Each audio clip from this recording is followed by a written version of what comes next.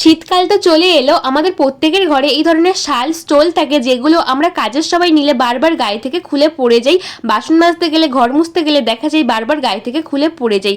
আমি এই স্টোল দিয়ে খুব সুন্দর একটা পঞ্চু বানিয়ে নিয়েছি, আর তোমরাও কিন্তু খুব সহজে বানাতে পারবে এই ভিডিওটা দেখলে।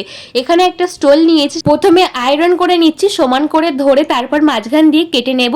এরপরে একদিকটা আমি বসিয়েছি সোজা দিকে, অপর দিকটা উল্টো দিকে বসিয়ে এইভাবে কিন্তু সেলাই করব। নিচের দিকে যে অংশটা আছে এটা থেকে এখান থেকে ধরবো, ধরে এইভাবে কিন্তু একটা সেলাই দিয়ে নেব।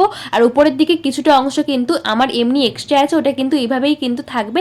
এখান দিয়ে মাথা গলবে না, হাত গলবে। এই অংশটা আমি ধরবো, ধরে এটা কিন্তু উল্টে দেবো, দিলেই কিন্তু সোজা হয়ে যাবে। যেদিকে কিছুটা অংশ ছিল মাথা গলতো না সেদিকটা কিন্তু 4 ইঞ্চি করে আমি কেটে নেব, নিয়ে এটাকে মুড়ে সেলাই করে নেব। যেহেতু আমি এটা কেটেছি, মুড়ে সেলাই করে নিয়ে চলে এসেছি। একটা বোতাম নেব, তোমরা চাইলে এখানে লেস বসাতে পারো। বোতামটা দিয়ে কিন্তু আমি এটা সেট করে দিয়েছি। দেখো সুন্দর পঞ্চু তৈরি হয়ে গেল। পুরো ভিডিও চ্যানেলে আছে। টাটা সবাইকে।